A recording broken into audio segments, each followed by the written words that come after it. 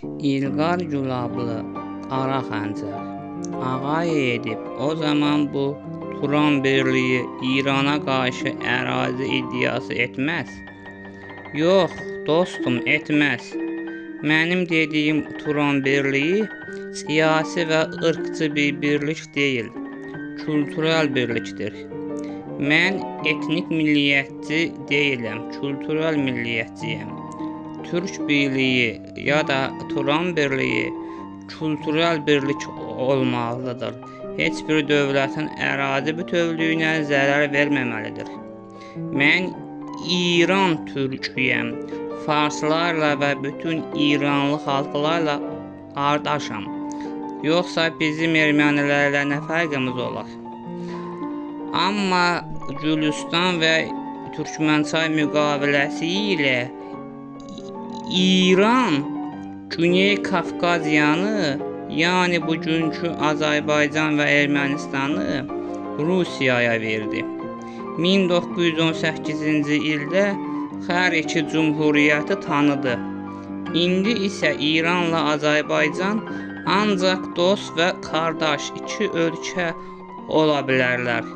Ona qalsa Finlandiyada əvvəllər İsveçin torpağı olub. Ancaq Ruslar işğal edib İsveçin əlindən alıblar. İndi isə İsveç və Finlandiya iki müstəqil qardaş və dost ölkələrdir. Aynən Azərbaycanla İran da elə ola bilər. Onların söhbətləri qurtardıqdan sonra Firidun Şahnazı götürüb bir restorana nahar yeməyinə apardı. Onlar baş-başa oturub yemək yeyirdilər. Məşhur İran plovu sifariş etmişdilər. Yeməklər gəldi. Onlar yeməyə başladılar. Yeyə-yeyə söhbət edirdilər. Firidun soruşdu: "Şahnaz oğlumuz necədir?" "Yaxşıdır, böyüyüb 9 yaşının içindədir. 3-cü sinifdə oxuyur." "Oxumağı necədir?" "Əla, maşallah, bütün fənlərdən yaxşıdır." "Məni soruşur, nə demisən?" "Demişəm, boşanmışıq, amma böyüyəndə sənin yanına gələcək. Sənin şəklini göstərmişəm. Gecələr onunla yatır. Sənin soyadını daşıyır, Araz Əzimov." "Şahnaz, bilirsən, o qədər darıxmışam onun üçün. Tez-tez yuxuma girir. Sənin də Arazın da şəkillərini vurdurmuşam divara. Gecələr ora baxa-baxa yatıram. İkinizi də çox sevirəm və unuda bilmirəm. Eybi yox, Bakıya gedək, səni oğlunla tanış edərəm." Yeməkdən sonra isti çay içdilər. Sonra maşınlarına minib otelə getdilər. Otelə çatdıqdan sonra maşından düşüb içəri daxil oldular. Otelin zalında Aygünlə Əhməd oturub söhbət edirdilər. Əhməd Aygünün əllərinə alıb sığallayırdı. Aygün də ona nazlanırdı. Onlar şirin-şirin söhbət edirdilər. Söhbətin şirin yerinə qəfildən onlar Şahnazla Firidunu görüb səksəndilər. Çox utandılar. Şahnaz dedi: "Burada nə edirsiniz?" Aygün: "Heç sizi gözləyirdik." "Hə." Sonra Şahnaz Firidunu göstərib dedi: "Bu Firidundur." Sonra Firiduna Əhməd və Aygünü göstərib dedi: "Bunlar da Əhməd və Aygündür. Əhmədi uşaq vaxtı görmüşdün. Bizim qonşumuzun oğludur." "Hə, yadıma düşdü. Sənin atangillə tanış olmağa gələndə görmüşdüm. Uşaqlarla futbol oynayırdı." "Hə, ay yaşa, odur, böyüyüb." Sonra Firidun əlini Əhmədə uzadıb dedi: "Salam Əhməd, necəsən?" "Əleykum salam, yaxşıyam Firidun əmi, sən necəsən?" Onlar əl tutuşub görüşdülər. Firidun dedi: "Əhmədcan, əmi nədir? Mən o qədər qocayam, mən sənin böyük qardaşın sayılıram. Mənə sadəcə Firidun de." Oğlu Firidun, necəsən? Bax belə, sağ ol qaqaş, yaxşıyam. Şahnaz Aygünü göstərib, bu da mənim rəfiqəm və köməkçim Aygün Kərimovadır. Firidun Aygünlə əl-ələ tutuşub görüşdü. Firidun Əhmədə dedi: Əhmədcan, mən səni görəndə 10 yaşında uşaq idin. İndi maşallah dağ kimi oğlansan. Onlar o otaqlarına girib yığış etdilər. Sonra aşağı düşüb o oteldən çıxıb maşınlarına mindilər. Şahnaz Firidunun Aygündə Əhmədin maşınına minib getdilər. Əhməd Firidunun maşınını izlədi. Onlar bir evə çatdılar. Firidun maşından düşüb qapını döydü. Qəzənfər qapını açdı. Firidun Şahnazı Qəzənfərə göstərib dedi: Qəzənfər əmi, bax Şahnazı gətirmişəm. Kimi Şahnazı? Kişinin gözləri bərəldi.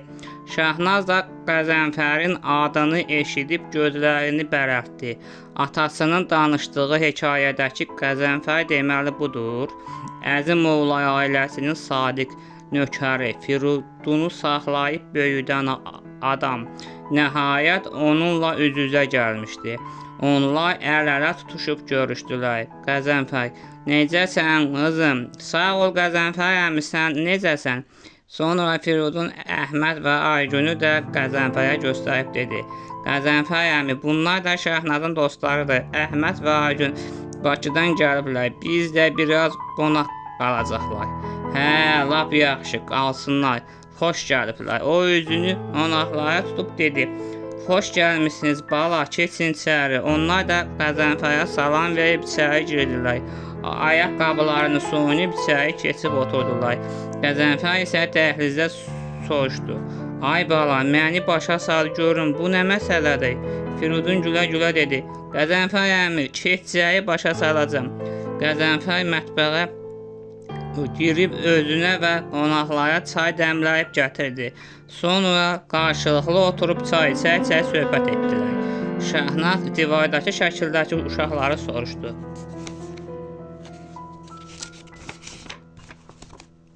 Firidun, bu şəkildəkilər kimdir? Onlar mənim uşaqlarımdır. Oğlanın adı Məhəmməddir, qızın adı Məryəm.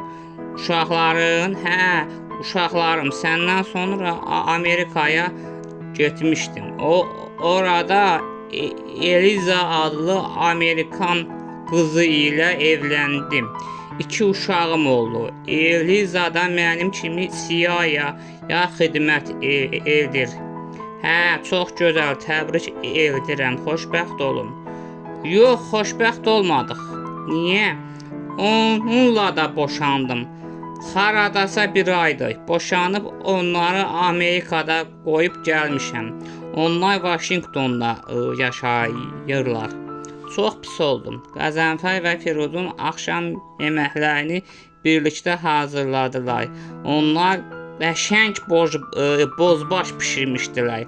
Birlikdə oturub yeməklərin nuş ilə yedilər. Qəzənfər Firidunun Şahnazla barışmağına çox sevinirdi. Yeməkdən sonra süfrəni yığışdırıb biraz oturub söhbət etdilər. Axşam saat 24:00 idi. Qəzənfərlə Firidun qonaqlara yer salırdılar. Firidun öz yataq otağına keçib yatağın üstünü düzəltdi. Şahnaz da ona kömək edirdi. Qəzənfər də Əhməd və Aygünlə digər otaqları düzəldirdi. Firidun Şahnaza dedi: Şahnazcan, siz Aygünlə ikiniz burada yatarsınız. Əhməd də Qəzənfər əminin yerində. Bəs biz salonda yatarıq. Qəzənfər əmi divanla məndən bir yerdə yatar. Gəldik, sizə də əziyyət verdik. Qəzənfər əmi qoca kişidir, belə ağrımaz. Nəyi qocadır, hələ 75 yaşı var. Şahnaz gülümsəyərək dedi: Nə yaxşı indiyə qədər evlənməyib. Nə bilim vallah, nə qədər deyəyəm səni evləndirim istəmir. Şahnaz sağ tərəfə baxıb Məhəmmədin sol tərəfə baxıb Məryəmin şəkillərini gördü. Sonra düz tərəfə baxıb öz şəklini gördü. qucağında da